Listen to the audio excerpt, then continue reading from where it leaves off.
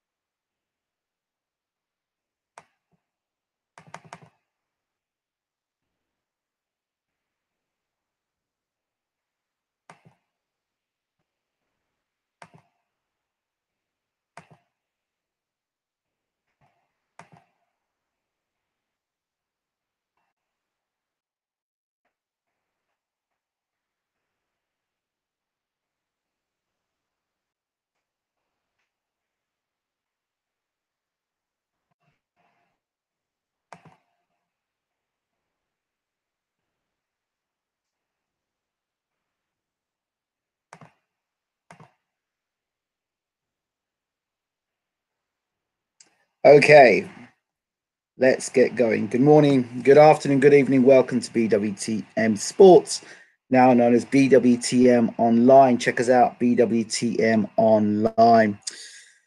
So here we have it, Joshua versus Povetkin, probably the worst kept secret in British boxing.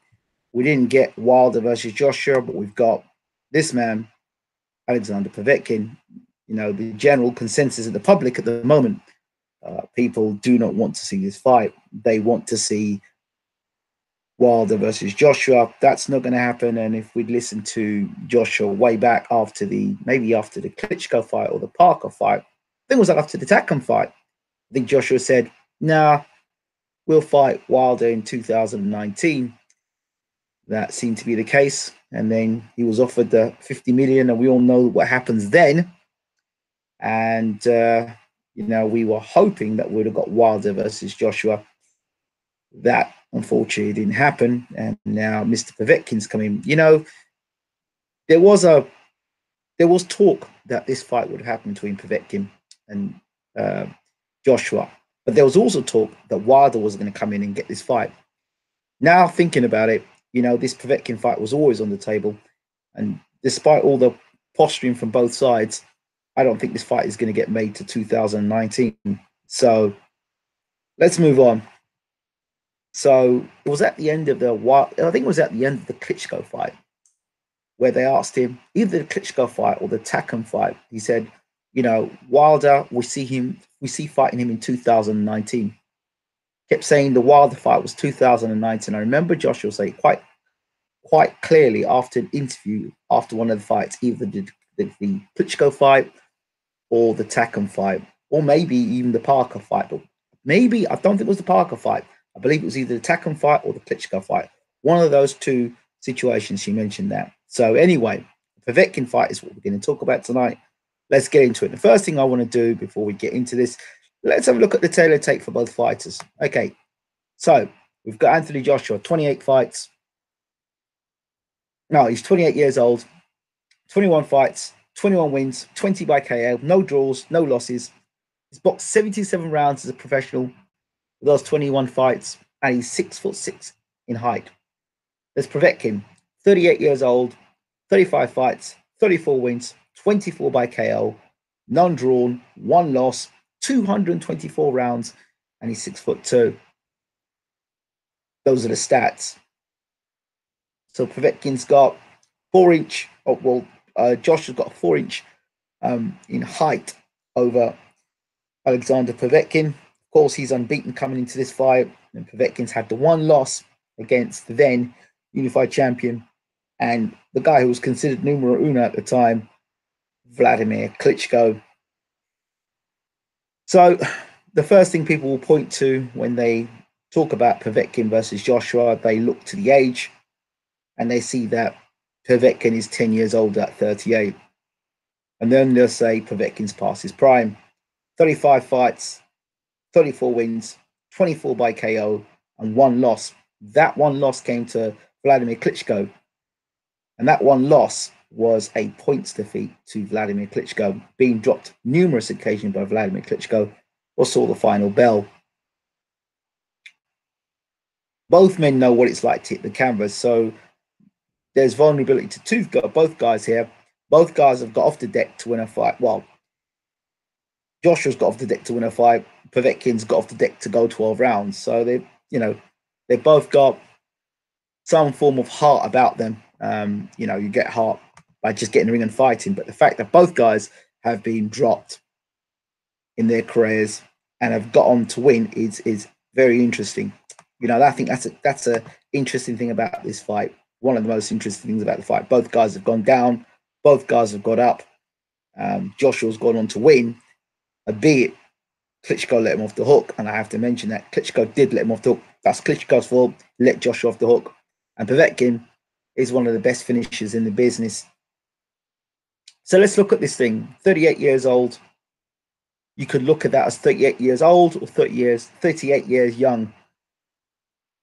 If you're asking for a personal opinion, he's 38 years of experience. So he's got experience coming into these fights. 38 years or 38. He's got the experience coming into the fight. That's why I think he's got a lot of world-class experience. He's fought a lot of top fighters. He knows what it's like to be a champion. He knows what it's like to be unbeaten. He knows what it's like to lose a fight. He knows what it's like to fight outside his own country. He knows what it's like to fight the premier fighter in the world. It's not the first time he would have fought in the UK. Former Olympic champion himself. So both guys are Olympians, Povetkin and Joshua. So there's lots to look forward to in this fight. Two supreme fighters. As far as I'm concerned, the best of the best. Joshua's got to be given credit for facing Povetkin, who's ranked either 1 or 2 or 3, depending on what governing body you look at. He's there. And I think, should Joshua beat Povetkin, he should be given all the credit in the world, because everyone's saying Povetkin's past it, but so far nobody's exposed that fact that he's past it. You can talk all you want about how Price rocked Povetkin, but there's one thing we know: Povetkin can punch, and you saw what happened to David Price. You saw how one left hook from or right hand from Povetkin can change everything. So for me, when I look at this fight, if you're breaking down this fight in terms of form, when you look at the last world-class athlete, proven world-class athlete that Joshua fought, that was Vladimir Klitschko, who hadn't, as I said, hadn't fought for over 2 years and wasn't active. This guy Povetkin has been active. He's fought recently, so he isn't a case that he's getting off. He's coming out of 2 years, a layoff. He's been fighting actively. So he's a regular. He's an active boxer, which is good. Even when He got banned. He came back. He got back into the mix. He's been active, but he's been active and fighting at a good level of opposition. So Povetkin, I said, whilst people may say he's not a spring chicken, he's not as old as George Foreman. And if anything, Foreman showed he can still punch even at that age. So Povetkin is not as old as people are putting him out to be. And it's a bit disrespectful when you look at Joshua's resume and you talk about Joshua and blowing Povetkin away. If he did that, that'd be amazing. But he couldn't blow away Takam, he couldn't blow away Parker, and he couldn't blow away Klitschko. And these are three elite fighters that Joshua's fought. And Joshua has to be given credit for fighting Povetkin. I don't care what anybody tells me. He has to be given credit for fighting Povetkin. He needs to be given kudos for fighting Povetkin. We complain about guys not fighting the best in the division. Now they're getting to fight one of the best guys in the division, and there's no doubt Povetkin is one of the best in the division. So I think that has to be given credit over and over again when we talk about Anthony Joshua. People don't like it, but hey, it is what it is. We would want the Wilder fight, but hey, again, we've got the Povetkin fight here. Now, for me, I've got to look at the fight that Joshua fought against a guy of similar height to Povetkin, which is Carlos Takam, and then ask the question, well, how did he do against Carlos Takam? We need to examine how he fought against Takam. And then let's look at how Povetkin fought recently against a guy around the similar height to Anthony Joshua, which is David Price. Personally, I think both guys have had good preparation coming into this fight. Povetkin fighting a guy in the reach and the height and he's in Price, who can punch, who's tall. He wasn't that dangerous an opponent, but he was dangerous enough to punch hard enough to cause problems. And so that was, I thought, really good preparation for Povetkin, who I'm sure knew he was going to be fighting Joshua next. It's very rare that you have a situation where a guy comes from overseas to fight a British fighter, and then afterwards, when the top of the bill, the guy's fighting is the champion, that you have a situation where, well, in Eddie Hearn's promotion, the guy who's on the undercard doesn't get to fight the champion afterwards. So it was almost free promotion for Povetkin, for people to see Povetkin. So that's how that works out. That's how that worked out. So we have a situation now with Povetkin and Joshua fighting. For me, again, we look at the Price fight, and I said Povetkin had a good workout with the Price fight. Hold on a second.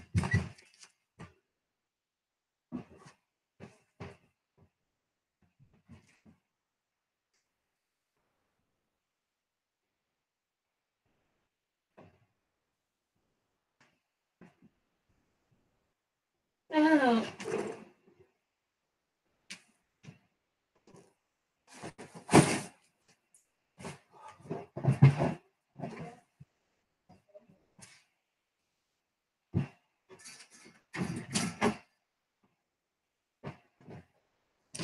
Apologies for that.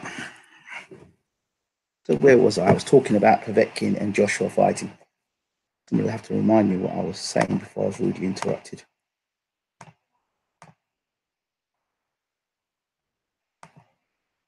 Let me see where I was. Sorry.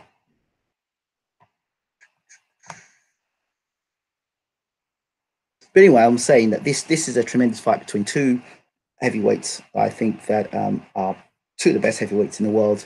And yeah, going back to the Price fight, I think that if we're going to preview this fight, I think that, and you're going to look at recent history, you just look at how Joshua handled Takam. I think Povetkin's a better puncher than Takam. He's got proven better amateur pedigree than Takam, a better puncher, probably better inside fighter, better combination puncher, and knows how to close the range down, walk opponents onto shots, and to set up shots much better. And then you look at somebody like Joshua, how he fought against Takam, and I think he would have learned from the Takam fight not to come in so heavy. So I expect to see Joshua being lighter fighting against Povetkin. If he doesn't, he's going to struggle badly. I think he's going to have a difficult fight against Povetkin anyway, because not only styles make fights, you've got a guy who's got a lot of experience, an experienced professional fighter with a great amateur pedigree, an Olympic pedigree to that. So I think coming into this fight makes it a very, very interesting fight. Shots that genuine general pros would get hit with, I don't expect Povetkin to get hit with because of the sort of experience Povetkin's had. And Klitschko, for example, is much lighter on his feet than Joshua. And in terms of ring generalship, when Klitschko fought Povetkin, I think Klitschko was at near his best at that time. So it's going to be interesting to see how Joshua deals with how Povetkin, because I think the sort of style that's going to actually beat Joshua is a Povetkin, a guy that's shorter. I think Joshua fights better against taller opponents. I think he has a problems punching down to opponents, much like Lennox Lewis. Lennox Lewis struggled against guys who were shorter than himself. If you look at Lennox Lewis fights against guys like Levi Billups, Ray Mercer, those guys where he has to punch down rather than punch up. And then you look at the guys who Lennox looked very impressive against, guys like, for example, Golota and Michael Grant, two examples there of guys that were much taller. Even the sensational fight he had against Shannon Briggs, guys who were a little taller. The shorter guys, Lennox did struggle a bit with. The quality guys, I'm not talking about Francois Beaufort, that was like 38 years old when he fought him. So I think this is a quality fight. I think people need to be careful here because this guy Povetkin can punch with both hands. He is more of a physical threat than Dillian White was, because when he gets into position, he won't be injured like Dillian White was. When he gets into position and detonates, he'll be accurate. Povetkin's an accurate puncher. He doesn't waste a lot of punches. So he's accurate. He'll get you into position and throw shots. So Joshua's probably going to, after Klitschko, Joshua's going to be fighting an opponent who'll come forward, who'll be able to close him down or get into spaces better than Parker, hit harder than Parker, and of course has got that Olympic experience. And that counts for so much in a fight. And let's not knock Joshua's experience he's got as well as a pro, and the fights he's had and the Olympic experience he's had. But again, I think this is a great fight for Joshua to beat Povetkin. He's got to keep him on the end of the jab, and it's got to be a long fight from round 1 to round 12. He's got to keep him long. And when Povetkin gets inside, he's got to tie him up, hold him up. When Povetkin does struggle with guys with good jabs on the outside, but if Joshua decides to stand in front of Povetkin at any time, see, Joshua's most dangerous. Joshua is most dangerous when he's on the attack, but he's most vulnerable when he's on the attack. All the times Joshua's been clipped or he's been hurt have been times when he's been on the attack. When he boxes behind the jab and he's not engaging, Joshua's okay. But when Joshua decides to attack, he tends to forget about his own defense and makes defensively irresponsible decisions. What I mean by this is he doesn't think about, when he's attacking, he doesn't think about what's coming back. He's so ready to let his own bombs go. He'll have to pick and select his shots against Povetkin very, very carefully, because if he doesn't, then Povetkin will slip, get inside and land the left hook. And it could be one mistake against a guy like Povetkin, and he could be looking up at the lights. And if that does happen, you've got someone, Povetkin, that can finish. So Povetkin is a combination of Parker and Takam with that experience and punching power and a good chin, but with that Olympics experience and fought better opposition. So, and not been knocked out, or he's lost one fight in his career. So Povetkin comes in with a lot of experience and is highly dangerous. Highly dangerous. So, it will be interesting to see how these guys prepare, how long Povetkin is going to spend in the UK, who the referee is going to be in this fight. But Povetkin to have any chance of winning this fight, one of the key results for Povetkin is going to be the referee. Never mind the judges, the referee. I don't think this fight goes 12 rounds either way. I think there's too much explosiveness between both guys. Povetkin's going to be bringing that fight, and Joshua's going to have to be keeping Povetkin off. I wouldn't advise Joshua to meet Povetkin head on. I would tell him to use the jab and box and try and catch Povetkin, and try and take this fight. The later this fight goes, it sounds silly, but the later this fight goes, it probably suits Joshua now better because he's the younger, fresher fighter. Now, to say that, I don't think Povetkin's had a lot of many hard, tough grueling fights where he's taken a lot of punishment. Most of Povetkin's career, it's been a lot of Povetkin landing the big shots, Povetkin hurting other guys, and Povetkin knocking other guys out. He's been in good fights, but he hasn't really got bashed up in a fight. The only fight you really can really look back to and say, oh, he took a bit of a beating there was when he fought Klitschko. He kind of held his own then. So, nobody's gone out and destroyed Povetkin in his career. Nobody's done it.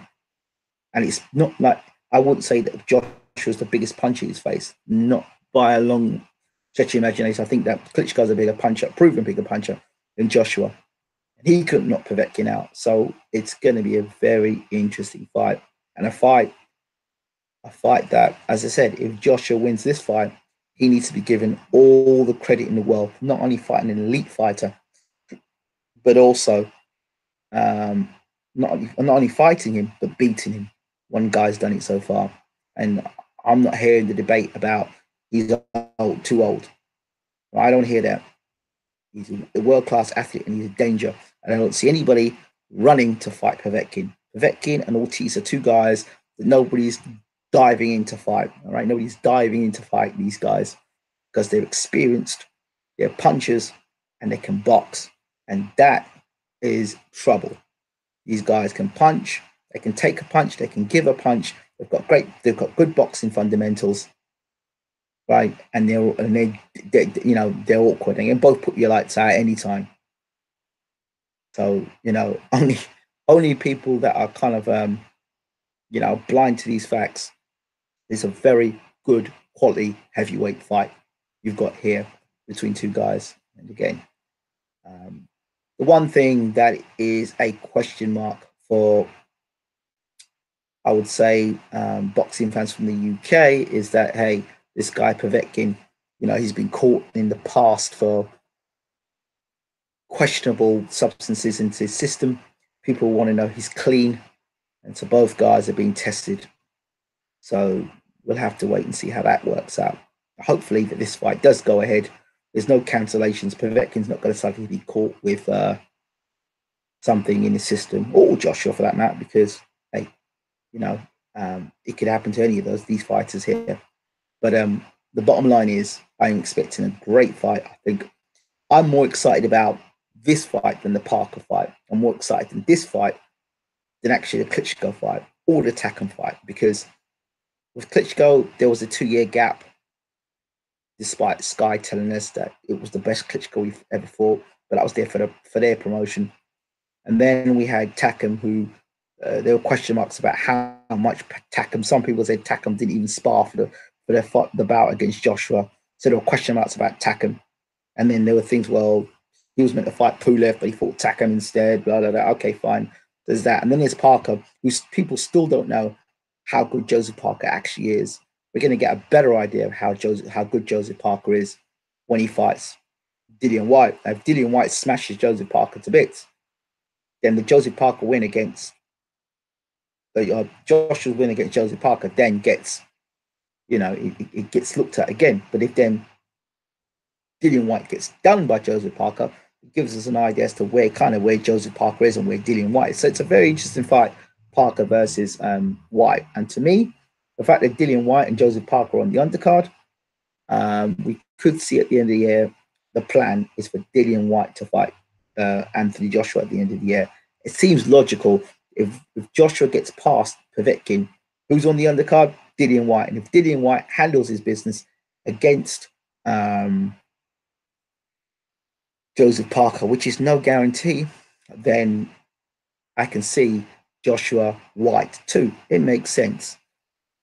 Just from promotional situation, they're both in the same stable. Get that done, end of year. And then you've got next year, the big one between Joshua and Wilder. That's how I kind of see it working out now. I don't see Joshua and Wilder fighting by the end of the year. I can't see that happening, to be honest. So there you go. Despite all the things Wilder fans may have wanted, Joshua and his team seem to have stood firm. They said they were going to fight in 2019. They're now fighting in 2019. So that's where we're at with that, I guess. Let's see.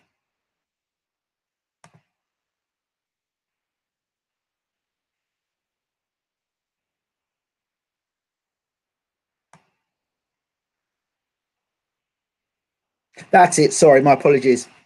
AJ is on. Chisora is on AJ's undercard, but I'm saying Dillian White fight and what's his name? So there you go. Even that, still the fact that Chisora is on the undercard. If Chisora were to beat Takam, then he could be possibly lined up for a showdown with Joshua in December or when at the end of the year. If not Chisora, then Dillian White. So any of those two guys could be used between those two guys could be used to fight Joshua next. So think about that. Oh, in terms of Wilder fans wanted Wilder to fight, or clearly wanted Wilder to fight, and thought Wilder had some sort of power to make this fight happen. But I didn't think that was ever going to happen. I really don't think that was. Well, Dillian White and AJ will happen if they both win their fight. But if Dillian White and AJ both lose their fight, then who out would those two guys be willing to fight one another to get themselves back in the mix? And again, check this out. If Joshua were to lose the titles to Povetkin, then where would the rematch happen? Would it happen in Russia? Would it happen in the UK? That would spin the division upside down. It really would. The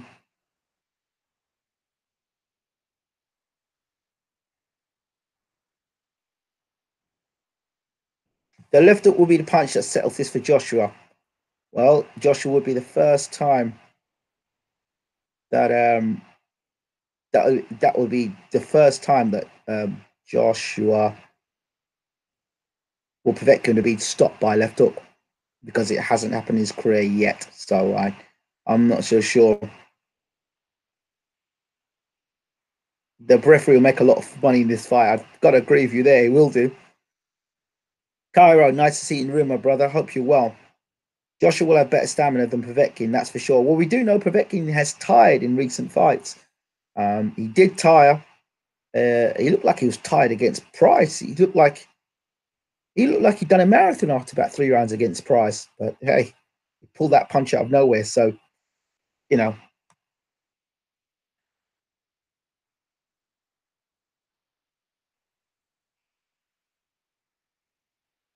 Um,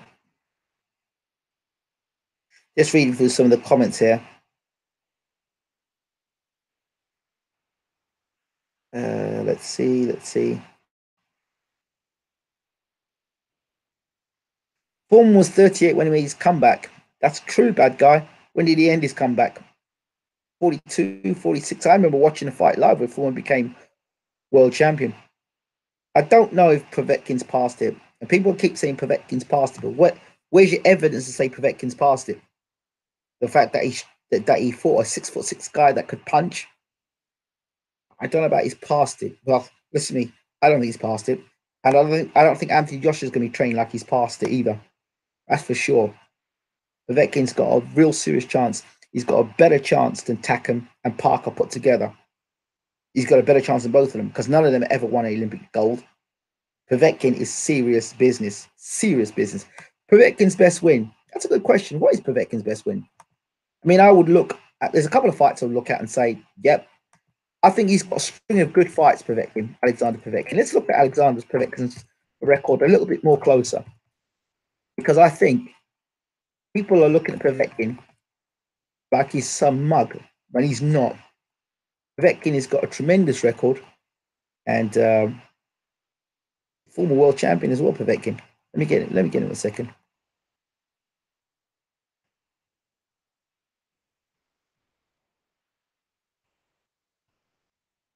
I'm going to just to look at his record, just to see his record. Okay. What if it? I think Povetkin's win against Takam was pretty impressive. The Price fight was pretty good. Bless me. The Duhaupas knockout was pretty brutal. Mayan's back fight was pretty good. Mike Perez knockout was quite impressive. The Takam knockout was impressive. The chart. Look at the guy. But you look at some of the guys he's fought here on his record.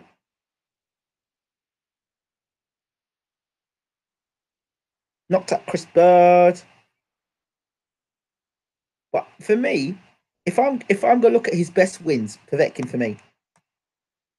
The Char fight was a good win. The Takam, you look at these guys. Char, current world champion. Takam, he's in the mix at the moment against Chisora. Perez got wiped out by him in a round. Maris Vac, good fighter. Johan Duhaupas, remember when he knocked out Duhaupas, I think he knocked him out fast. Either he did he when he fought the Duhaupas fight, did he fight Duhaupas before Duhaupas fought Wilder? Let me check that. Let me get my records correct here. Yeah, he fought Wilder.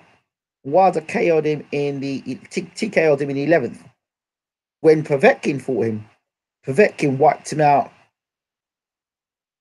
in a few rounds. So, you know, Povetkin's a dangerous fighter. Very, very dangerous fighter. It's a fight they didn't need to be taken. But Duhaupas don't count 24 hours notice. If Duhaupas had turned around and knocked out Povetkin with that 24-hour notice, it would have counted for something. So, yeah, it counts for something. You might not have the same respect, but yeah.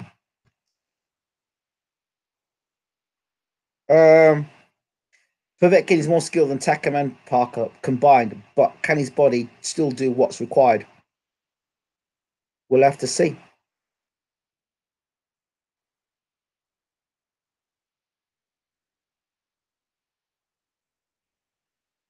So let's see what else here. The top 3 Povetkin wins, I would say. If I'm gonna go for Povetkin's top 3 wins for me personally,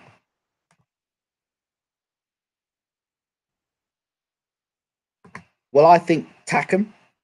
He knocked Takam out. Joshua couldn't do that. The only man to knock Takam out, and that was a great fight. I think the Mike Perez fight was pretty impressive. And I would say, I wouldn't say Manuel Shah because Shah got chinned by Breedis. So I would say for me, the Takam fight, the Vac fight, no, the Perez fight, and there's the Huck fight down there. But I didn't really think he beat Huck. I thought Huck just nicked it against him. But it was still a great fight. And now I think that time Huck was still unbeaten at the time. But I think Huck moved up to heavyweight, then moved back down to cruiserweight and went back and won the title. So that was a good fight as well against Huck. But I thought he got beat by Huck. I think Huck's speed coming up from cruiserweight to heavyweight caused Povetkin all sorts of problems.